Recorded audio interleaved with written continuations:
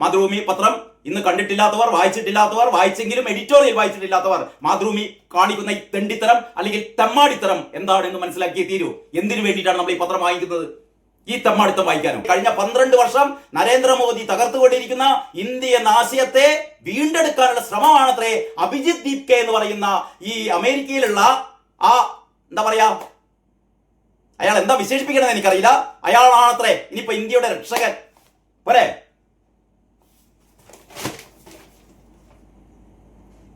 ഞാൻ എന്താ പറയേണ്ടത്? നിങ്ങൾ തീരുമാനിക്കുക. ഇതാണ് മാതൃഭൂമി. മാതൃഭൂമി എന്ന് പറയുന്ന ദേശീയ ദിനപത്രം അല്ലേ? കേശവമേനോനൊക്കെ ഇന്ന് ജീവിച്ചിരിപ്പുണ്ടായിരുന്നെങ്കിലേ, ഇത് എഴുതിയവനുണ്ടല്ലോ, ഇത് എഴുതിയവനെ ഞാൻ പറയുന്നില്ല, പറഞ്ഞാൽ കുറച്ച് അധികമായി പോകും. അതുകൊണ്ട് ഇവിടെ വെച്ച് നിർത്തുന്നു. തിരിച്ചറിയുക, മാതൃഭൂമിയുടെ വായനക്കാർ തിരിച്ചറിയുക. ഇതേപോലുള്ള എന്ന് പറഞ്ഞാൽ അക്ഷരങ്ങളിൽ എങ്ങനെ വിഷം പുരട്ടാമെന്ന്, അല്ലെ, അക്ഷരങ്ങളിൽ എങ്ങനെ വിഷം പുരട്ടാമെന്ന് മാതൃഭൂമി കാണിച്ചു തരികയാണ് കേട്ടോ. പൈസ കൊടുത്ത് ഈ വിഷം വാങ്ങണോ വാങ്ങണ്ടേ എന്ന് നിങ്ങൾ തീരുമാനിക്കുക. അത്രയേ പറയുന്നുള്ളൂ. എല്ലാവർക്കും നമസ്കാരം. വാർത്താവിശേഷങ്ങളുടെ പുതിയൊരു എപ്പിസോഡിലേക്ക് സ്വാഗതം. നമ്മുടെ വർത്തമാന പത്രങ്ങൾ പൊതു സമൂഹത്തിൽ ഉണ്ടാക്കുന്ന ചില പൊതുബോധങ്ങളുണ്ട്. നമുക്കറിയാലോ, ഒരുപാട് ദൃശ്യമാധ്യമങ്ങൾ നമുക്കുണ്ട്, സോഷ്യൽ മീഡിയ വളരെ സജീവമാണ്. അങ്ങനെയൊക്കെ ആണെങ്കിലും ഈ അച്ചടി മാധ്യമങ്ങളുണ്ടല്ലോ, നമ്മുടെ ദിനപത്രങ്ങൾ, ഈ പത്രങ്ങളിൽ വരുന്ന വാർത്തകൾക്കാണ് ഏറ്റവും കൂടുതൽ വിശ്വാസ്യത എന്നാണ് പറയാറുള്ളത്. ശരി, നമുക്കത് സമ്മതിച്ചു കൊടുക്കാം. പത്രത്തിൽ വരുന്ന വാർത്തകൾക്കാണ് വിശ്വാസ്യത. കാരണം പത്രത്തിൽ ഒരു കാര്യം അച്ചടിച്ചു കഴിഞ്ഞാൽ പിന്നെ അത് നമുക്ക് ചുരുങ്ങിയ പക്ഷം ഒരു 24 മണിക്കൂർ നേരത്തേക്കെങ്കിലും, അതായത് പിറ്റേ ദിവസം വരെ എങ്കിലും നമുക്കത് മാറ്റാൻ പറ്റില്ല.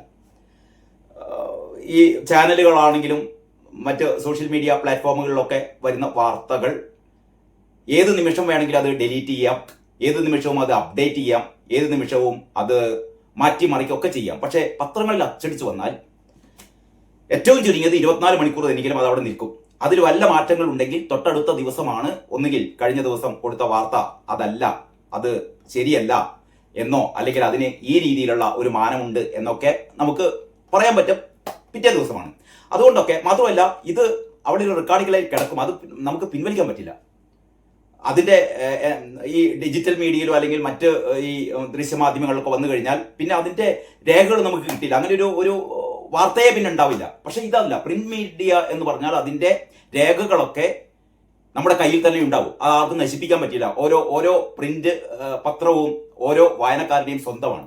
ഞാൻ പറഞ്ഞുകൊണ്ടിരുന്നത് എന്താന്ന് വെച്ചാൽ, ഈ വർത്തമാന പത്രങ്ങൾ ഇറക്കുമ്പോൾ കഴിഞ്ഞ ഒരു 30 വർഷത്തോളം കേരളത്തിലെ ഒരു പ്രധാന മാധ്യമ സ്ഥാപനത്തിൽ ജോലി ചെയ്ത ഒരു വ്യക്തി എന്ന രീതിയിൽ എനിക്ക് വളരെ എന്താ പറയുക, വ്യക്തിപരമായി തന്നെ പറയാൻ കഴിയും. ഒരു പ്രിന്റ് പത്രത്തിൽ, അതായത് ഒരു അച്ചടി മാധ്യമത്തിൽ ജോലി ചെയ്യുന്ന ഓരോ ലേഖകനും, ആ പേജ് തയ്യാറാക്കുന്ന ആളും, അതിൽ ഈ ചീഫ് എഡിറ്റർ ഇങ്ങോട്ട് താഴോട്ടുള്ള എല്ലാ മാധ്യമ പ്രവർത്തകരും അങ്ങേയറ്റം ഉത്തരവാദിത്ത ബോധത്തോടു കൂടിയാണ് ഇത് ചെയ്യേണ്ടത്. എന്ന് വിചാരിച്ച് മറ്റു മാധ്യമങ്ങളൊന്നും ഉത്തരവാദിത്തം വേണ്ട എന്നല്ല ഞാൻ പറയുന്നത്. ഏറ്റവും കൂടുതൽ ഉത്തരവാദിത്തം കാണിക്കേണ്ടത് അച്ചടി മാധ്യമങ്ങളാണ്. കാരണം ആ വിശ്വാസ്യത തകർക്കാൻ പാടില്ല. ഞാൻ ഇത്രയും ആമുഖമായി പറയാൻ കാരണം, ഇന്നത്തെ മാതൃഭൂമി പത്രം, ഞാൻ മാതൃഭൂമി പത്രത്തെ പേരെടുത്ത് പറയാൻ കാരണം, ഞാൻ ജോലി ചെയ്തത് കേരളകൗമുദിയിലാണ്. ഞാൻ പത്രപ്രവർത്തനത്തിന്റെ ആദ്യ കാലഘട്ടത്തിൽ ദേശാഭിമാനിയിൽ ഒരു 2 വർഷം ദേശാഭിമാനിയുടെ കാർട്ടൂണിസ്റ്റായിട്ട് എൻ്റെ ഡിഗ്രി കഴിഞ്ഞ ഉടനെ, അല്ലെങ്കിൽ ഡിഗ്രിയുടെ അവസാന വർഷം മുതൽ ഒരു 2 വർഷം ദേശാഭിമാനിയിലെ സ്റ്റാഫ് കാർട്ടൂണിസ്റ്റായി വർക്ക് ചെയ്തിരുന്നു എന്നത് കഴിഞ്ഞാൽ പിന്നെ എൻ്റെ മാധ്യമ പ്രവർത്തനം നീണ്ട 30 വർഷം തുടരുന്നത് കേരളകൗമുദിയിൽ മാത്രമാണ്. കേരളകൗമുദിയിൽ ജോലി ചെയ്യുമ്പോഴും, കേരളകൗമുദി എന്ന് പറഞ്ഞാൽ അറിയാലോ, വിശ്വാസ്യതയിൽ ഒന്നാമത് എന്നുള്ള രീതിയിലൊക്കെ ടാഗ് ലൈൻ ചെയ്തുകൊണ്ടുള്ള പത്രമാണ്.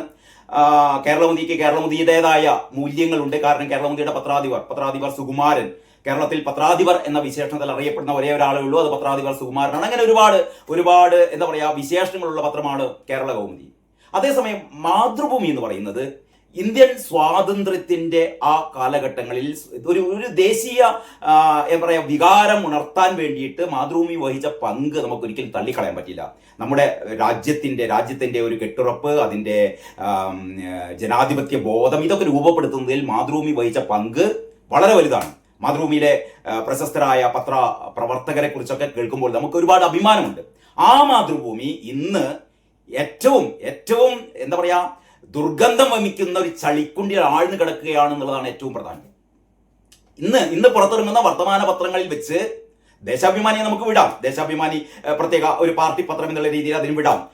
അതല്ലാത്ത മറ്റ് പത്രങ്ങൾക്കിടയിൽ ഇത്രമാത്രം തരം താഴ്ന്ന ഒരു പത്രം മലയാളത്തിൽ വേറെ ഉണ്ടാവില്ല കേട്ടോ, മാതൃഭൂമി പോലെ. ഞാൻ ഇത്രയും വളരെ എന്താ പറയാ അതിരൂക്ഷമായി ഇതിനെ വിമർശിക്കാൻ കാരണം ഇന്നത്തെ മാതൃഭൂമിയിലെ എഡിറ്റോറിയൽ എത്ര പേർ ഇത് വായിച്ചിട്ടുണ്ടെന്ന് അറിയില്ല കേട്ടോ. ഇന്നത്തെ മാതൃഭൂമിയിലെ ഈ സമരം ഇന്ത്യക്ക് വേണ്ടി എന്ന് പറയുന്ന എഡിറ്റോറിയൽ ഉണ്ട്. സാധാരണ പത്രവായനക്കാർ ഒരു 90% എഡിറ്റോറിയൽ വായിക്കാറില്ല. അതാണ് സാധാരണ രീതിയിൽ നമ്മൾ കാണുന്ന ഒരു പ്രത്യേകത. കാരണം ഇപ്പം പ്രത്യേകം പുതിയ കാലഘട്ടത്തിൽ പത്രവായന തന്നെ വളരെ വളരെ അപൂർവമായിക്കൊണ്ടിരിക്കുന്ന കാലത്ത് പത്രം വീട്ടിലെത്തിയാൽ പോലും അതിലെ ഏറ്റവും പ്രധാനപ്പെട്ട 1-2 എന്താ പറയുക തലക്കെട്ടുകളോ അല്ലെങ്കിൽ ചരമപേജോ മാത്രം നോക്കി വിടുന്ന ഒരു സ്വഭാവത്തിലേക്ക് നമ്മുടെ പത്രവായന ശീലം മാറി. കാരണം വാർത്തകളൊക്കെ മിക്കവാറും ദൃശ്യമാധ്യമങ്ങളിൽ നിന്ന് തലേ ദിവസം തന്നെ അറിഞ്ഞ സ്ഥിതിക്ക് എന്തിന് ഈ പഴകിയ വാർത്ത പിറ്റേ ദിവസം നമ്മൾ വായിക്കുന്നു എന്ന് പലരും ചിന്തിക്കുമ്പോൾ അതിൽ കുറ്റം പറയാൻ പറ്റില്ല. അതുകൊണ്ട് തന്നെ ഞാൻ പറഞ്ഞുകൊണ്ട് വരുന്നത് ഈ പത്രവായന മുമ്പത്തേക്കാൾ എന്നല്ല, ഒരു പത്രം വാങ്ങുന്നവർ തന്നെ ഒരു 10% പോലും ആ പത്രം ഒരു 50% കൂടുതൽ ആ പത്രത്തിലെ കണ്ടന്റ് ഒരു 50% കൂടുതൽ അവർ ആരും വായിക്കുന്നില്ല എന്നുള്ളതാണ് ഏറ്റവും പ്രധാനം. അതിൽ തന്നെയാണ് ഈ എഡിറ്റോറിയൽ അത്രയും സീരിയസ് ആയ പത്രവായനക്കാർ മാത്രമേ എഡിറ്റോറിയൽ സശ്രദ്ധ മുഴുവനായിട്ട് വായിക്കാറുള്ളൂ. അപ്പൊ എത്ര പേർ ഇന്നത്തെ മാതൃഭൂമിയുടെ എഡിറ്റോറിയൽ വായിച്ചു എന്ന് അറിയില്ല. വായിക്കാത്തവർ വായിക്കണ്ട. വായിച്ചു പോയവർ എന്തായിരിക്കും അവരുടെ മാനസികാവസ്ഥ എന്ന് ഊഹിക്കാവുന്നതേയുള്ളൂ. കാരണം അത് പറയാതെ വയ്യ. അതുകൊണ്ടാണ് ഞാൻ ഈ കാര്യം മാത്രം ഒരു വീഡിയോ ചെയ്യാൻ ഉദ്ദേശിച്ചത്. അപ്പൊ ഇതാണ് ആ എഡിറ്റോറിയൽ കേട്ടോ. ഈ സമരം ഇന്ത്യക്ക് വേണ്ടി എന്നുള്ളതാണ് എഡിറ്റോറിയൽ. ഒരുപക്ഷെ മാതൃഭൂമി പത്രം ഒരിക്കലും ചെയ്യാത്ത കാര്യം, ഒരിക്കലും ചെയ്യാൻ പാടില്ലാത്തൊരു കാര്യം, ഏറ്റവും ആർക്കോ വേണ്ടിയിട്ട്, അതായത് ഇന്ത്യയെ നശിപ്പിക്കാൻ വേണ്ടി ശ്രമിക്കുന്ന, അല്ലെ ഇന്ത്യയിലെ ജനാധിപത്യം തകർക്കാൻ വേണ്ടി ശ്രമിക്കുന്ന, ഇന്ത്യ എന്ന് പറഞ്ഞ രാജ്യത്തിന്റെ പൈതൃകം നശിപ്പിക്കാൻ വേണ്ടി ശ്രമിക്കുന്ന ഏതെല്ലോ നിഗൂഢ ശക്തികൾക്ക് വേണ്ടിയിട്ട് അവരുടെ അച്ചാരം വാങ്ങിയിട്ട് മാതൃഭൂമി എഴുതിയ ഒരു എഡിറ്റോറിയൽ ആണ് എന്ന് പറയാതെ വയ്യ കേട്ടോ. കാരണം ഇതിലെ ഓരോ വാചകവും ഇന്ത്യയെ തകർക്കാൻ വേണ്ടി ശ്രമിക്കുന്ന വിധ്വംസക ശക്തികൾക്ക് ശക്തി പകരുന്നതാണ് മാതൃഭൂമിയിലെ ഓരോ വാചകവും. ഇതെങ്ങനെ മാതൃഭൂമിയുടെ വായനക്കാർ സഹിക്കുമെന്ന് എനിക്ക് അറിയില്ല കേട്ടോ. അതിന്റെ ഓരോ വാചകവും നമുക്ക് ഇഴകീറി പരിശോധിക്കേണ്ടി തന്നെ ഇരിക്കുന്നു കേട്ടോ. അപ്പം ഈ തലക്കെട്ട് ഇങ്ങനെയാണ്, ഈ സമരം ഇന്ത്യക്ക് വേണ്ടി എന്നുള്ളതാണ്. ഏത് സമരം എന്നറിയാലോ? ഈ പാറ്റാ സമരം. ഇപ്പോൾ നടക്കുന്ന ഈ പാറ്റാ സമരവുമായി ബന്ധപ്പെട്ടുകൊണ്ട് കോൺഗ്രസും പിന്നീട് CPM ഒക്കെ അതിൽ അണിചേർന്നുകൊണ്ട് നടത്തുന്ന ഈ സമരം ഇന്ത്യക്ക് വേണ്ടി എന്നുള്ളതാണ് ഇവർ പറയുന്നത് കേട്ടോ. എന്നിട്ട് അതിന്റെ തുടക്കം ഇങ്ങനെയാണ്: ഇന്ത്യ എന്ന ആശയം മുൻപെങ്ങും ഇല്ലാത്ത വിധം വെല്ലുവിളി നേരിടുന്ന ഒരു കാലത്താണ് നാം ജീവിക്കുന്നത്. ഇതാണ് ഇതിന്റെ ആദ്യത്തെ വാചകം. ഇന്ത്യ എന്ന ആശയം മുൻപെങ്ങും ഇല്ലാത്ത വിധം വെല്ലുവിളി നേരിടുന്ന ഒരു കാലത്താണ് നാം ജീവിക്കുന്നത്. 12 വർഷത്തെ BJP ഭരണം രാജ്യത്തിന്റെ ചട്ടക്കൂടിൽ ഉണ്ടാക്കി വെച്ച കേടുപാട് ചില്ലറയല്ല. എന്താണ് കഴിഞ്ഞ 12 വർഷത്തെ BJP ഭരണം രാജ്യത്തിനുണ്ടാക്കി വെച്ച കേടുപാട് എന്ന് മാതൃഭൂമി പറയണം. അത് മാതൃഭൂമി പറയുന്നില്ല. ഇങ്ങനെ പറയാണ്: 12 വർഷം BJP ഭരണം രാജ്യത്തിന് എന്തോ വലിയ കേടുപാട് ഉണ്ടാക്കി വെച്ചു എന്ന്. ആരോടാണ് മാതൃഭൂമി ഇത് പറയുന്നത്? എന്തിനു വേണ്ടിയിട്ടാണ് മാതൃഭൂമി ഇത് പറയുന്നത്? നമുക്ക് BJP സർക്കാരിനെ വിമർശിക്കാം, BJP സർക്കാരിന്റെ നയപരിപാടികളെ വിമർശിക്കാം, നരേന്ദ്രമോദി എന്ന് പറയുന്ന പ്രധാനമന്ത്രിയെ നിങ്ങൾക്ക് വിമർശിക്കാം. പക്ഷെ കഴിഞ്ഞ 12 വർഷം ഈ രാജ്യത്തെ ഏറ്റവും വലിയ അപകടമായ ഒരു അവസ്ഥയിലേക്കാണ് എത്തിച്ചത്. എന്താണ് ഇതിൽ പറയുന്നത്? BJP ഭരണം രാജ്യത്തിന്റെ ചട്ടക്കൂടിന് ഉണ്ടാക്കി വെച്ച കേടുപാട്. എന്താണ് കേടുപാട്? കഴിഞ്ഞ 12 വർഷം രാജ്യം ഏറ്റവും പിന്നോക്കം പോയോ? ഇപ്പൊ ലോകരാഷ്ട്രങ്ങൾക്കിടയിൽ ഭാരതം ഏറ്റവും ശ്രദ്ധേയമായ രീതിയിലാണ്. ഭാരതത്തിന്റെ എല്ലാ തുറകളിലും ഭാരതം മുന്നോട്ട് കുതിക്കുകയാണ്. സാമ്പത്തികമായി, വിദ്യാഭ്യാസപരമായി, ശാസ്ത്രരംഗത്ത് പുതിയ കണ്ടുപിടുത്തങ്ങളുടെ, നവീനായുധങ്ങളുടെ എല്ലാറ്റിനെയും മുൻപിൽ മറ്റ് ലോകരാഷ്ട്രങ്ങൾ അസൂയയോടെ നോക്കുന്ന ഒരു രാജ്യമാണ് ഭാരതം. ഭാരതത്തിന്റെ പ്രധാനമന്ത്രി നരേന്ദ്രമോദി എന്ന് പറഞ്ഞാൽ ലോകരാഷ്ട്രങ്ങൾക്കിടയിൽ തല ഉയർത്തി നിൽക്കുന്ന, എല്ലാവരാലും ആദരിക്കപ്പെടുന്ന പ്രധാനമന്ത്രിയാണ്. ഇങ്ങനെ ഒരു പ്രധാനമന്ത്രി മുമ്പുണ്ടായിട്ടില്ല കേട്ടോ. 12 വർഷം. എന്നിട്ടാണ് പറയുന്നത് ഈ 12 വർഷം രാജ്യത്തിന് ആകെ കേടുപാട് വരുത്തിയത്രേ. ആ 2 വാചകങ്ങൾ മതി. ഈ ആദ്യത്തെ 2 വാചകങ്ങൾ മാത്രം മതി മാതൃഭൂമി എന്താണ് തുടർന്ന് പറയുന്നതെന്ന് നമുക്ക് നമുക്ക് ഊഹിക്കാൻ. എങ്കിലും ബാക്കി കൂടി നിങ്ങൾ അറിയണം. ഇത് മാതൃഭൂമി പത്രം ഇന്ന് കണ്ടിട്ടില്ലാത്തവർ, വായിച്ചിട്ടില്ലാത്തവർ, വായിച്ചെങ്കിലും എഡിറ്റോറിയൽ വായിച്ചിട്ടില്ലാത്തവർ മാതൃഭൂമി കാണിക്കുന്ന ഈ തെണ്ടിത്തരം അല്ലെങ്കിൽ തെമ്മാടിത്തരം എന്താണെന്ന് മനസ്സിലാക്കിയേ തീരൂ. എന്തിനു വേണ്ടിയിട്ടാണ് നമ്മൾ ഈ പത്രം വായിക്കുന്നത്? ഈ തെമ്മാടിത്തം വായിക്കാനോ? ഈ തെമ്മാടിത്തം മനസ്സിലാക്കാനോ? എനിക്ക് മനസ്സിലാകുന്നില്ല. എന്താണ് മാതൃഭൂമിയുടെ ഉദ്ദേശം എന്താണെന്ന് എനിക്ക് മനസ്സിലാകുന്നില്ല. മാതൃഭൂമി നടത്തുന്നത്, എനിക്ക് തോന്നുന്നു മാതൃഭൂമി നടത്തുന്നത് വിദേശത്തുള്ള ഇന്ത്യയെ തകർക്കാൻ വേണ്ടി ശ്രമിക്കുന്ന വ്യക്തികളാണോ ഇപ്പൊ മാതൃഭൂമി നടത്തുന്നത്? എനിക്കറിയില്ല. ഞാൻ മനസ്സിലാക്കിയത് മാതൃഭൂമി നടത്തുന്നത് മറ്റു ചിലരാണെന്നാണ് ഞാൻ കരുതുന്നത്. പക്ഷെ ഇത് വായിച്ചു നോക്കിയാൽ മനസ്സിലാകും മാതൃഭൂമി ഈ പത്രം നടത്തുന്നത് പാകിസ്ഥാനാണോ, ചൈനയാണോ, അതല്ലെങ്കിൽ ഇന്ത്യ വിരുദ്ധ ഏതെങ്കിലും അത്തരത്തിൽപ്പെട്ട ഏതെങ്കിലും ഒരു രാജ്യമാണോ ഈ മാതൃഭൂമിയുടെ മൊത്തം ഷെയറുകളും വാങ്ങിയത് എന്ന് നമ്മൾ അത്ഭുതപ്പെട്ടു പോകും. ബാക്കി കൂടി കേൾക്കണം. അപ്പൊ 12 വർഷം നരേന്ദ്രമോദി സർക്കാർ, BJP സർക്കാർ ആകെ ക്ഷതം വരുത്തി എന്നാ പറയുന്നത്. ആ ക്ഷതത്തിൽ നിന്ന് രാജ്യത്തെ പുനഃപ്രാപ്തിയിലേക്ക് നയിക്കേണ്ടതുണ്ട്. അപ്പൊ 12 വർഷം നരേന്ദ്രമോദി നശിപ്പിച്ചുകൊണ്ടിരിക്കുന്ന രാഷ്ട്രത്തെ എന്ത് ചെയ്യണം? രക്ഷപ്പെടുത്തേണ്ടതുണ്ട് എന്നാ പറയുന്നത്. പുനഃപ്രാപ്തിയിലേക്ക് നയിക്കേണ്ടതുണ്ട്. മുഖ്യ പ്രതിപക്ഷമായ കോൺഗ്രസിന് ആ വെല്ലുവിളിയെ പറ്റി നല്ല ബോധ്യമുണ്ടെങ്കിലും, മനസ്സിലാക്കണേ, കോൺഗ്രസിന് ഇതിനെപ്പറ്റി നല്ല ബോധ്യമുണ്ടെങ്കിലും BJP സർക്കാരിനെതിരായ സംഘടിത പ്രതിരോധത്തിന് ഇതര കക്ഷികളിൽ നിന്ന് ലഭിക്കുന്ന സഹകരണം പലപ്പോഴും നാമമാത്രമാണ്. പക്ഷേ കോൺഗ്രസിന് അങ്ങനെ ഒരു ആഗ്രഹമുണ്ട്. പക്ഷെ മറ്റു കക്ഷികൾ കോൺഗ്രസിനെ സഹായിക്കുന്നില്ല. എന്തൊരു കഷ്ടല്ലേ? മാത്രമല്ല, രാഷ്ട്ര ചട്ടക്കൂടിനെ രക്ഷിക്കാനുള്ള രാഷ്ട്രീയ പോരാട്ടം തിരഞ്ഞെടുപ്പിലേക്ക് മാത്രം ഒതുക്കേണ്ടതുമല്ല. ജനായത്ത വൈജാത്യങ്ങളും സ്ഥാപനപരമായ സ്വാതന്ത്ര്യങ്ങളും ഒക്കെ അപായകരമായ സാഹചര്യത്തിലൂടെ കടന്നു പോകുമ്പോൾ, എന്താണ് സ്ഥാപനപരമായ സ്വാതന്ത്ര്യങ്ങളും ജനായത്ത വൈജാത്യങ്ങളും ഒക്കെ അപായകരമായ സാഹചര്യത്തിലൂടെ കടന്നു പോകുമ്പോൾ ചെറുത്തുനിൽപ്പ് ആകസ്മികമായി ഉയർന്നു വരാനുള്ള സാധ്യതകളുമുണ്ട്. രാജ്യമാകെ കുഴപ്പത്തിലാണത്രേ. അപ്പോൾ സ്വാഭാവികമായി ചെറുത്തുനിൽപ്പുകൾ ഉണ്ടാവുമത്രേ. അത്തരം പ്രതിഭാസങ്ങളെ ദീർഘകാലാടിസ്ഥാനത്തിലുള്ള പരിവർത്തനത്തിന് ഉപാധിയാക്കി മാറ്റാനുള്ള രാഷ്ട്രീയ പക്വത രൂപപ്പെടുത്തണം. അത് കോൺഗ്രസിനുള്ള ഉപദേശമാണ്. എന്നിട്ട് അത് പറയാണ്, ഡൽഹിയിൽ നടന്നു വരുന്ന അസാമാന്യമായ യുവജന പ്രക്ഷോഭം, ഡൽഹിയിൽ ഈ പാറ്റകള് 100-300 ആൾക്കാര് ജന്തർ മന്ദിറിൽ അവിടെ സമരം നടത്തുന്നത്, കഴിഞ്ഞ 1.5 മാസമായി സമരം നടത്തുന്നത്. എത്ര ആൾക്കാര്? 300, 400, 500 ആൾക്കാർ. ഇനി അഥവാ 1000 എങ്കിൽ 1000 അല്ലെ, ഒരു 1000 പേര്, അതിൽ കൂടുതലൊന്നും ഇല്ലാന്നേ ജന്തർ മന്ദിറില് അവിടെ നടക്കുക. അതിന് അവരൊന്നല്ല, അത് കുറെ ഇവിടുന്ന് പോയ കുറെ സഖാക്കന്മാരും അവിടുന്ന് വീടുന്നൊക്കെ വന്ന കുറെ SFI, DYFI ആൾക്കാരൊക്കെയാണ് ഈ പാർട്ടികൾക്ക് പിന്തുണ നൽകിയത്. അതല്ലാതെ രാജ്യത്തിൽ ഇവരുടെ വർത്തമാനം കണ്ടായിരിക്കും ഇന്ത്യയിലെ യുവാക്കൾ മുഴുവൻ തലസ്ഥാനത്തേക്ക് കഴിഞ്ഞ 1.5 മാസമായി നരേന്ദ്രമോദി സർക്കാരിനെതിരെ സമരത്തിലാണെന്നാ. ഡൽഹിയിൽ നടന്നു വരുന്ന അസാമാന്യമായ യുവജന പ്രക്ഷോഭം ഇന്ത്യൻ രാഷ്ട്രീയത്തിൽ ഇതപര്യന്തമില്ലാത്ത വിധം ഒരു കോളിളക്കമാണ് ഉണ്ടാക്കിയിരിക്കുന്നത്. എന്റെ ദൈവമേ, ഈ അഭിജിത് ദീപ്കെ ഉണ്ടല്ലോ, അതായത് മറ്റേ അമേരിക്കയിൽ ഇരുന്നിട്ട് ഇന്ത്യയിലാകെ കുഴപ്പമാണ് എന്ന് അമേരിക്കയിൽ നിന്ന് മനസ്സിലാക്കിയിട്ട് അവിടുന്ന് മുമ്പ് രൂപം കൊടുത്ത പ്രസ്ഥാനമാണ് ഈ കോക്രോച്ച് പാർട്ടി. ആ അഭിജിത് ദീപ്കെ ഒക്കെ ഈ എഡിറ്റോറിയൽ വായിച്ചാൽ അഭിജിത് ദീപ്കെ ഹൃദയം പൊട്ടി മരിക്കും. ഞാൻ ഇത്ര മഹാനാണോ എന്നാണ് ഇതിൽ പറയുന്നതാണ്. അതായത് 12 വർഷം നരേന്ദ്രമോദി കുട്ടിച്ചോറാക്കിയ ഈ ഒരു ഭരണ സംവിധാനത്തെ രക്ഷിക്കാൻ വേണ്ടിയിട്ട് അമേരിക്കയിൽ നിന്ന് വരുന്ന ദൈവദൂതനാണത്രേ അഭിജിത് ദീപ്കെ. തോലിക്കട്ടി സമ്മതിക്കട്ടോ, ഇത് എഴുതിയ മഹാനുഭാവന്റെ. ഡൽഹിയിൽ നടന്നു വരുന്ന അസാമാന്യമായ യുവജന പ്രക്ഷോഭം. യുവജന പ്രക്ഷോഭം എഴുതിയ എന്താ പറയാ, മണഗുണാന്തൻ ഉണ്ടല്ലോ, ഈ എഡിറ്റോറിയൽ എഴുതിയ അയാൾ ഇതുവരെ കേരളത്തിലോ മറ്റു സംസ്ഥാനങ്ങളിലോ രാജ്യത്ത് എവിടെയും നടക്കുന്ന യുവജന എന്താ പറയാ ഐക്യങ്ങളെ കുറിച്ചോ അല്ലെങ്കിൽ യുവജന ഇത്തരത്തിൽപ്പെട്ട പ്രക്ഷോഭങ്ങളെ കുറിച്ചോ ഒന്നും ഇയാൾക്ക് അറിയില്ല. ഇയാൾ ആകെ കാരണം ഞെട്ടിപ്പോയത്രേ ഈ പാർട്ടികളുടെ തെമ്മാടിത്തം കണ്ടിട്ട്.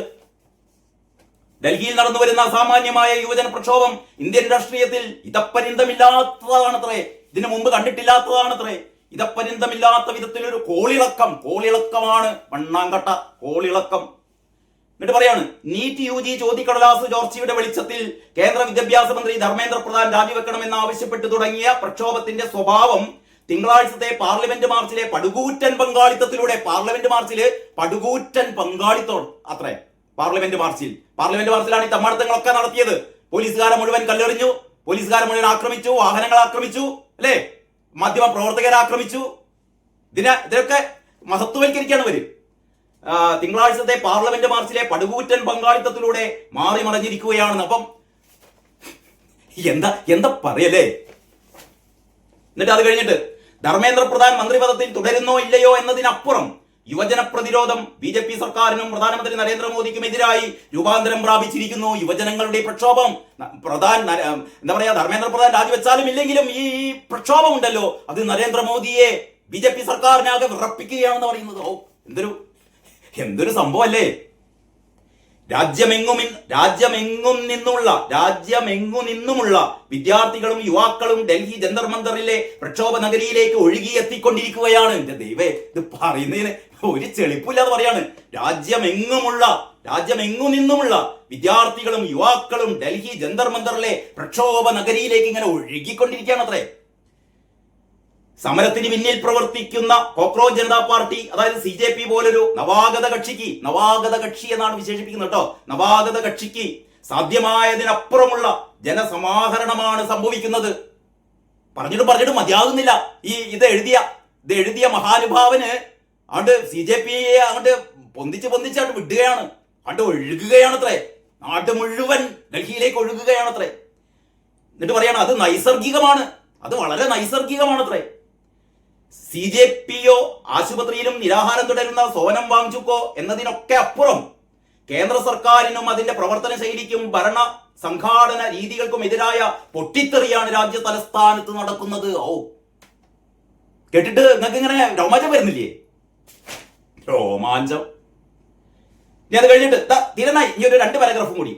BJPയുടെ കാതലായ വോട്ട് ബാങ്ക് എന്ന് പറയാവുന്ന പുതുതലമുറയാണ് ഡൽഹി പ്രക്ഷോഭത്തിൽ അണിനിരന്നിട്ടുള്ളത്. വലിയ കാര്യം പോയി. അപ്പൊ പറഞ്ഞുകൊണ്ട് വരുന്നത് BJPക്ക് ഞാളില്ല എന്ന് പറയുന്നത്. അതായത് BJPയുടെ ഒരു വോട്ട് ബാങ്ക് എന്ന് പറയുന്നത്, BJPയുടെ സ്ട്രെങ്ത് എന്ന് പറയുന്നത് ഇവിടുത്തെ യുവതലമുറയാണ്. മാതൃഭൂമി എഡിറ്റോറിയൽ പറയാണ് ആ യുവതലമുറ മുഴുവൻ അഭിജിത് ദീപ്കയുടെ കൂടെയാണത്രേ.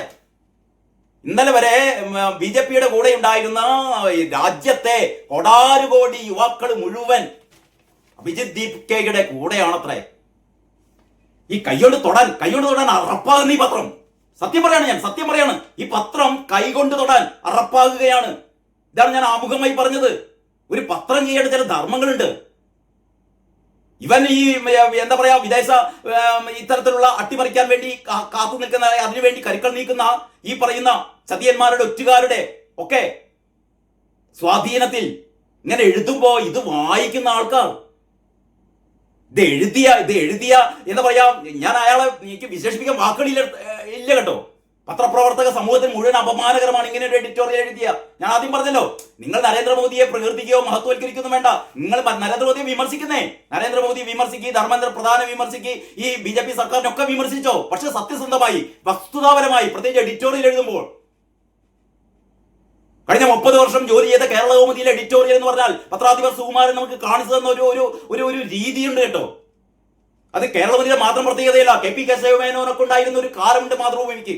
അതല്ലാതെ ഇപ്പൊ ഈ പറഞ്ഞ ഈ വിഘടന ശക്തികൾക്ക് വേണ്ടിയിട്ട് ഇത്തരത്തിലുള്ള എഡിറ്റോറിയൽ എഴുതുക എന്ന് പറഞ്ഞാലേ ഇത് വായനക്കാരോട് ചെയ്യുന്ന ഏറ്റവും വലിയ അപരാധമാണ്. ചെയ്യേണ്ടത് മാതൃഭൂമിനാണ് മാപ്പ് പറയുകയാണ് ഇങ്ങനെ ഒരു എഡിറ്റോറിയൽ എഴുതിയതിന്. ചെയ്യാൻ പാടില്ലാത്തതാണിത്. കഴിഞ്ഞില്ല, തീർന്നില്ല. ബാക്കി 2 പാരഗ്രാഫ് കൂടി, അതുകൂടി നിങ്ങൾ അറിയണം. BJPയുടെ കാതലായ വോട്ട് ബാങ്ക് എന്ന് പറയാവുന്ന പുതുതലമുറയാണ് ഡൽഹി പ്രക്ഷോഭത്തിന് അണിനിരന്നിട്ടുള്ളത്. അതുകൊണ്ട് തന്നെ മുമ്പ് ഡൽഹിയിൽ വന്ന് സമരം ചെയ്ത കർഷകരെ ഖലിസ്ഥാനികളെന്നും പൗരത്വ ഭേദഗതി വിരുദ്ധ സമരത്തെ മുസ്ലിം കലാപമെന്നും സർവകലാശാല സമരങ്ങൾക്ക് പിന്നിൽ അർബൻ നക്സലുകൾ എന്നൊക്കെ മുദ്രകുത്തിയ കേന്ദ്ര സർക്കാരിന്റെയും BJPയുടെയും തന്ത്രം ഇത്തവണ വിലപ്പോകില്ലാന്ന്.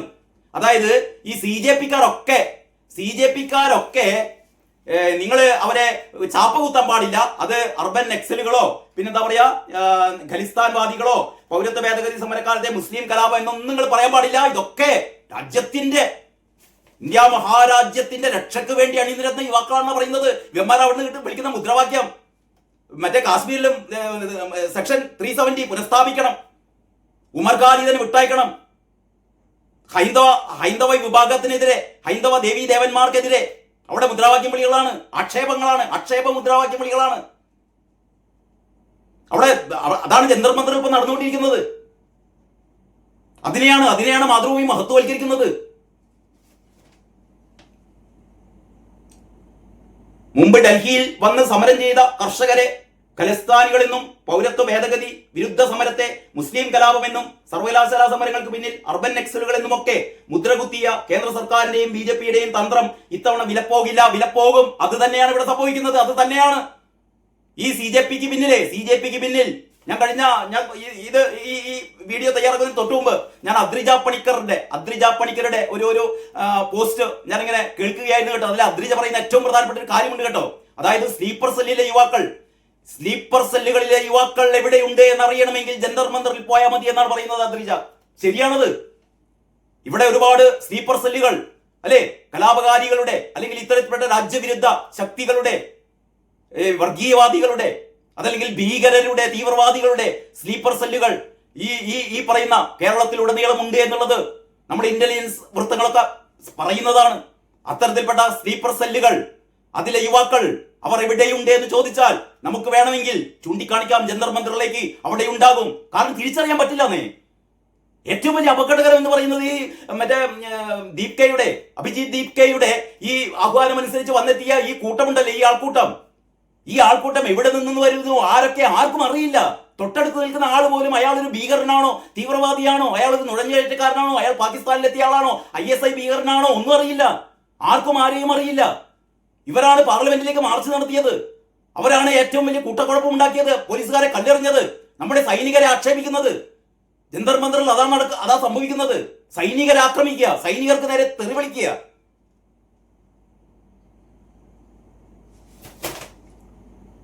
ഉത്കർഷേച്ഛുക്കളായ യുവാക്കളാണ് ഈ സമരത്തിന്റെ അരങ്ങിലുള്ളതോ പോരെ. ഉത്കർഷേച്ഛുക്കളായ യുവാക്കളാണ് ഈ സമരത്തിന്റെ അരങ്ങിലുള്ളതെന്ന് കൊടുക്കുന്ന സർട്ടിഫിക്കറ്റ് ആണ്.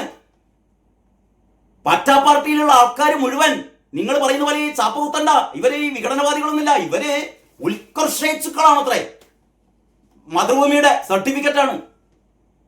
അവർ വ്യവസ്ഥയുടെ നിസ്സംഗതയിൽ ഖിന്നരാണ്. നമ്മുടെ വ്യവസ്ഥയാകെ നിസ്സംഗതയിലാണ്. അതിലിവർ ഖിന്നരാണ്.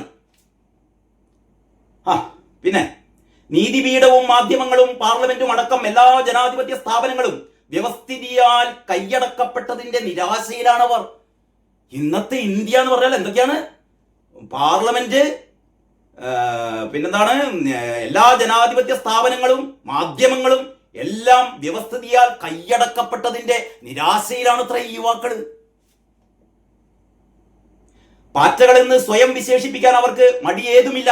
പാറ്റകളെന്ന് സ്വയം വിശേഷിപ്പിക്കാൻ അവർക്ക് ഒരു മടിയുമില്ലാന്ന്. ഈ പാറ്റകൾ എങ്ങനെയാണ് ഉണ്ടായതെന്ന് അറിയാലോ, അല്ലേ? നമ്മുടെ ചീഫ് ജസ്റ്റിസ് സൂര്യകാന്ത് ഒരു കേസിന്റെ വാദത്തിനിടയിൽ ചീഫ് ജസ്റ്റിസ് സൂര്യകാന്ത് നടത്തിയ ഒരു പരാമർശം മാത്രമാണ്. അതായത് വ്യാജ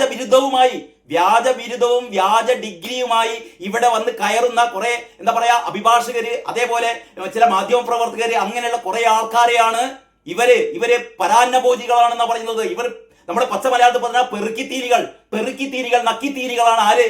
കേരളത്തിലെ ഇന്ത്യയിലെ യുവാക്കളെ അല്ല. ചീഫ് ജസ്റ്റിസ് ആ കേസിന്റെ ഇടയിൽ പരാമർശിച്ചത് യുവാക്കളെ അല്ല, വ്യാജ ഡിഗ്രി എടുത്തിട്ട് കബളിപ്പിച്ചിട്ട് ഇത്തരത്തിലുള്ള ഉദ്യോഗങ്ങളിൽ കയറിപ്പറ്റുന്ന അഭിഭാഷകരായിട്ടും മാധ്യമ പ്രവർത്തകരായിട്ടും ഇത്തരത്തിലുള്ള കേന്ദ്ര സ്ഥാപനങ്ങളിലൊക്കെ കയറിപ്പറ്റുന്ന യുവാക്കളെയാണ് പറഞ്ഞത്. ഇവർ പാറ്റകളാണ് എന്ന് പറഞ്ഞത്. എന്നിട്ട് ആ പാറ്റകൾ എടുത്തിട്ടാണ് ഇവര്, അത് നമ്മുടെ മാധ്യമ പ്രവർത്തകരാണ്. ചീഫ് ജസ്റ്റിസ് സൂര്യകാന്ത് രാജ്യത്തെ യുവാക്കളെ മുഴുവനും പാറ്റകൾ എന്ന് വിശേഷിപ്പിച്ചു എന്ന്. രാജ്യത്തെ യുവാക്കളെ മുഴുവൻ അല്ലടോ അത് എന്ന് പറഞ്ഞാൽ നമ്മൾ കേട്ടില്ലേ, ആടിനെ പട്ടിയാക്കുക, പട്ടിയെ പേപ്പട്ടിയാക്കുക, എന്നിട്ട് കല്ലെറിഞ്ഞു കൊല്ലുക എന്ന് പറയുന്ന ഒരു സംഭവം ഉണ്ടല്ലോ. അതാണ് ചീഫ് ജസ്റ്റിസ് സൂര്യകാന്ത് വളരെ കൃത്യമായി പറഞ്ഞ കാര്യം. അദ്ദേഹം പിന്നീട് വിശദീകരിച്ചു. ഞാൻ രാജ്യത്തെ യുവാക്കളെ ഒന്നും കുറ്റപ്പെടുത്തിയിട്ടില്ല. ഇമ്മാതിരി തട്ടിപ്പ് വെട്ടിപ്പുകളിലൂടെ ഇവിടെ ഇത്തരത്തിൽപ്പെട്ട ഔദ്യോഗിക സ്ഥാനങ്ങളിൽ വരുന്ന ആൾക്കാരെയാണ് ഇവർ പരാന്നഭോജികൾ എന്നാണ് ഞാൻ പറഞ്ഞത്, പാരസൈറ്റുകൾ എന്നാണ് പറഞ്ഞത്. അതിനെയാണ് നമ്മൾ പച്ച മലയാളത്തിൽ പെറുക്കിത്തീനികൾ നക്കിത്തീനികൾ എന്നൊക്കെ പറയുന്നത്. അവരെ മാത്രമാണ് പറഞ്ഞത്. അപ്പോഴത്തേക്ക് ഈ യുവാക്കളെ മുഴുവനും ആക്ഷേപിച്ചു എന്നൊക്കെ പറഞ്ഞിട്ട് അതിന്റെ അടിസ്ഥാനത്തിലാണ് അമേരിക്കയിലെ ഈ കൊണസ്ട്രാള് പാർട്ടാ പാർട്ടി ഉണ്ടാക്കിയത്. പാർട്ടികളെന്ന് സ്വയം വിശേഷിപ്പിക്കാൻ അവർക്ക് മടി ഏതുമില്ല. ഒരു മാസത്തോളം ജന്തർ മന്ദറിലെ സഹന സമരത്തെ, എന്ത് സമരമാണ്? സഹന സമരം, ബർഗർ തിന്ന സമരമാണ് സഹന സമരം, അല്ലേ? സഹന സമരത്തെ അവഗണിച്ചതിന് കേന്ദ്ര സർക്കാർ കൊടുക്കുന്ന വിലയാണിത്. എന്ത് വില? കേന്ദ്ര സർക്കാർ എന്താ അവഗണിച്ചു? യഥാർത്ഥത്തിൽ ജന്തർ മന്ദറിൽ അവിടെ സമരം ചെയ്യാനേ ഒരു ദിവസത്തേക്കാണ് അവർ അനുമതി കൊടുത്തത്. കഴിഞ്ഞ 1.5 മാസം അവിടെ സമരം ചെയ്യായിരുന്നു. കേന്ദ്ര സർക്കാർ മൈൻഡ് ചെയ്തില്ല. എന്തിനു മൈൻഡ് ചെയ്യണമെന്നേ? എന്തായിരുന്നു ഇവരുടെ ആവശ്യം? ധർമ്മേന്ദ്ര പ്രധാൻ രാജിവെക്കണമെന്നോ? ഇവിടെ നീറ്റ് പരീക്ഷയിൽ കുഴപ്പങ്ങളുണ്ടായി. ശരി തന്നെ, നീറ്റ് പരീക്ഷയിലെ ചോദ്യക്കടലാസ് ലീക്ക് ചെയ്തു. ഇവരുടെ വർത്താനം കേട്ടായിരിക്കും ആദ്യമായിട്ടാണ് ഇങ്ങനെ ഒരു വലിയ പരീക്ഷയുടെ ഈ ചോദ്യക്കടലാസുകൾ ലീക്കായി പോകുന്നത് എന്ന്. എടോ, ഇവിടെ എന്താ പറയാ, കോൺഗ്രസ് ഭരിച്ചിരുന്ന കാലത്ത് എത്ര ഏറ്റവും വലിയ പരീക്ഷകളുടെ ചോദ്യപേപ്പറുകൾ ലീക്കായി. കഴിഞ്ഞ ദിവസത്തെ ആ ഇന്ത്യൻ എക്സ്പ്രസിൽ വളരെ വിശദമായ വാർത്തയുണ്ട്. ഇത് മറ്റേ ടൈംസ് നൗ അതിന്റെ ചർച്ചകളിൽ പറയുന്നു. റിപ്പബ്ലിക് ടിവി അതാ ചർച്ച ചെയ്തുകൊണ്ടിരിക്കുന്നു. ഏറ്റവും കൂടുതൽ ചോദ്യങ്ങൾ ലീക്ക് ചെയ്തത്, ഏറ്റവും കൂടുതൽ പരീക്ഷകൾ ഇത്തരത്തിൽ അട്ടിമറിക്കപ്പെട്ടത് ഇവിടെ UPA ഗവൺമെന്റിന്റെ കാലത്തായിരുന്നു. അന്നൊന്നും ഇവിടെ പാർട്ടാ പാർട്ടികളും ഇല്ല. അന്നൊന്നും ഇമ്മാതിലുള്ള ആൾക്കാരൊന്നും മറ്റേ ധർമ്മേന്ദ്ര പ്രധാനെ പോലെ അന്നത്തെ വിദ്യാഭ്യാസ മന്ത്രി രാജിവെക്കണം എന്ന് പറഞ്ഞിട്ട് ഒരു പ്രക്ഷോഭം ഇവിടെ ഒന്നും നടത്തിയിട്ടില്ലല്ലോ. അപ്പൊ എന്ന് പറഞ്ഞാൽ ഇതിന്റെ പിന്നിൽ ആരാണ്? ഇതിന്റെ പിന്നിൽ ഇന്ത്യൻ ജനാധിപത്യത്തെ അട്ടിമറിക്കാൻ വേണ്ടിയിട്ട് ഈ BJP സർക്കാരിനെ അട്ടിമറിക്കാൻ വേണ്ടി ശ്രമിക്കുന്ന വിധ്വംസക ശക്തികൾ തന്നെയാണ്. ചാപ്പകുത്തുക തന്നെ വേണം. അല്ലാതെ ഇവര് പറയുന്ന പോലെ ഇവര് വലിയ എന്താ ഉത്കർഷേച്ചുകൾ എന്നല്ല പറയേണ്ട, ഉത്കർഷേച്ചുകൾ അത്രേ. ഈ സഹന സമരത്തെ അവഗണിച്ചതിന് കേന്ദ്ര സർക്കാർ കൊടുക്കുന്ന വിലയാണിത്. സോനം വാങ്ചുക്കിനെ ആശുപത്രിയിലേക്ക് നീക്കിയ ജനാധിപത്യ വിരുദ്ധമായ എരുതിയിൽ എണ്ണയൊഴിച്ചു. എന്തൊക്കെയാണ് ഈ ഇത് എഴുതിയ മണുഗുണാചൻ എഴുതി നോക്കിയേ. അതായത് എന്താണ്? സോനം വാങ്ചുക്കിനെ ആശുപത്രിയിലേക്ക് നീക്കിയ ജനാധിപത്യ വിരുദ്ധ രീതി. ഈ സോനം വാങ്ചുക്കിനെ ആശുപത്രിയിലേക്ക് നീക്കിയത് എന്തിനാണെന്ന് ഇത് എഡിറ്റോറിയൽ എഴുതാത്ത അറിയില്ലേ? എടോ, ഡൽഹി ഹൈക്കോടതി ഉത്തരവിട്ടു. ഡൽഹി ഹൈക്കോടതി പറഞ്ഞു ഇവിടെ ഇയാളുടെ ജീവൻ രക്ഷിക്കണമെന്ന്. ഇയാൾ 10-25 ദിവസമായി പട്ടിണി കിടക്കുന്നു. ഇയാൾ അവിടുന്ന് മരിച്ചു പോകുന്നു നോക്കിക്കണോ? അതാ വേണ്ടത്? അതിനാണ് ഇയാൾ അറസ്റ്റ് ചെയ്തിട്ടില്ല. ഇയാൾ അറസ്റ്റ് ചെയ്ത് തടവിലിട്ടിട്ടൊന്നുമില്ല. ഇയാളെ ആശുപത്രിയിലേക്ക് നീക്കുക ചെയ്തത്. ഇയാളുടെ ജീവൻ രക്ഷിക്കാൻ വേണ്ടിയിട്ട് കോടതിയുടെ നിർദ്ദേശപ്രകാരം സോനം വാങ്ചുക്കിനെ ആശുപത്രിയിലേക്ക് മാറ്റി. അതിനെതിരെ അദ്ദേഹത്തിന്റെ ഭാര്യ ഡൽഹി ഹൈക്കോടതി പോയപ്പം ഹൈക്കോടതി പറഞ്ഞു അവിടെ കിടക്കട്ടെ എന്ന്. ഇവിടെ ആശുപത്രിയിൽ.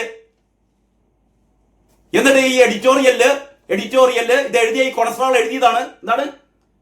സോനം വാങ്ചുക്കിനെ ആശുപത്രിയിലേക്ക് നീക്കിയ ജനാധിപത്യ വിരുദ്ധ രീതി എരുതിയിൽ എണ്ണയൊഴിച്ചത്രേ. പക്ഷേ ഈ സമരം എന്നായാലും നടക്കുക തന്നെ ചെയ്യുമായിരുന്നു. മൂപ്പരുടെ ഒരു എന്താ പറയുക ഉൾക്കാഴ്ചയാണ്. ഈ സമരം എന്നായാലും നടക്കുക തന്നെ ചെയ്യുമായിരുന്നു. യുവരോഷത്തെ സ്വാഭാവികമായ പോരാട്ട പദത്തിൽ എത്തിക്കാൻ ഇന്ന് ഇന്ത്യയിലെ വ്യവസ്ഥാപിത പ്രതിപക്ഷം അശക്തമാണ്. എന്ന് പറഞ്ഞാൽ കോൺഗ്രസ്സുകാര് ഒന്നിനും പറ്റൂല. ഇവിടുത്തെ കോൺഗ്രസ്സുകാർക്കോ ഇവിടുത്തെ പ്രതിപക്ഷത്തിനോ ഒന്നിനും പറ്റൂല. ആകെ പറ്റിയ ആർക്കാണ്? ഈ പാർട്ടാ പാർട്ടിക്ക്. അഭിജിത്ത് ദീപ്കയുടെ ഈ 100 ചെറുപ്പക്കാര്, ഈ ചെറുപ്പക്കാരിൽ ഒരാളെയാണ് കഴിഞ്ഞ ദിവസം ഏതൊരു മാധ്യമപ്രവർത്തകർ ഇന്റർവ്യൂ ചെയ്തപ്പോഴേ പ്രധാനമന്ത്രിയെ, ഞാൻ ബാക്കി പറയുന്നില്ല, പറയാൻ പാടില്ല, എന്ത് ചെയ്യണമെന്ന് ആ പ്രക്ഷോഭകാരിൽ ഒരാൾ പറഞ്ഞു. അതൊക്കെയാണ് അവിടെ സംഭവിക്കുന്നത്. ഞാൻ നേരത്തെ പറഞ്ഞ പോലെ അവരുടെ പ്രധാന ലക്ഷ്യം മറ്റേ 370 പുനഃസ്ഥാപിക്കണം. കാശ്മീർ പാകിസ്ഥാന്റേതാണ്. ഉമർ ഖാലിദിനെ വിട്ടയക്കണം പോരെ. എന്നിട്ട് മറ്റേ ശ്രീരാമനെതിരെ, സീതക്കെതിരെ, ഹൈന്ദവ ദേവീദേവന്മാർക്കെതിരെയുള്ള തെറിവിളി, സൈനികർക്കെതിരെയുള്ള തെറിവിളി. എന്നിട്ട് ഇത് അവസാനിക്കുന്നത് എങ്ങനെയാണ്? യുവരോഷത്തെ സ്വാഭാവിക പോരാട്ട പദത്തിൽ എത്തിക്കാൻ ഇന്ന് ഇന്ത്യയിലെ വ്യവസ്ഥാപിത പ്രതിപക്ഷം അശക്തമാണ്. അതുകൊണ്ടാണ് അവ്യവസ്ഥമായ ഈ അണപൊട്ടൽ ഉണ്ടായത്. ഒരു അണപൊട്ടലാണത്രേ. ഈ പാർട്ടാ പാർട്ടി എന്ന് പറയുന്നത് ഒരു അണപൊട്ടലാണ്. അണപൊട്ടിയൊഴുകുകയാണത്രേ യുവജന രോഷം. അത് ഇന്ത്യ എന്ന ആശയത്തെ വീണ്ടെടുക്കാനുള്ള രാഷ്ട്രീയ പ്രയത്നമാണ് പോരെ. അത് ഇന്ത്യ എന്ന ആശയത്തെ കഴിഞ്ഞ 12 വർഷം നരേന്ദ്രമോദി തകർത്തുകൊണ്ടിരിക്കുന്ന ഇന്ത്യ എന്ന ആശയത്തെ വീണ്ടെടുക്കാനുള്ള ശ്രമമാണത്രേ അഭിജിത്ത് ദീപ്കെ എന്ന് പറയുന്ന ഈ അമേരിക്കയിലുള്ള എന്താ പറയാ, അയാൾ എന്താ വിശേഷിപ്പിക്കണമെന്ന് എനിക്കറിയില്ല. അയാളാണത്രേ ഇനിയിപ്പോ ഇന്ത്യയുടെ രക്ഷകൻ പോരെ.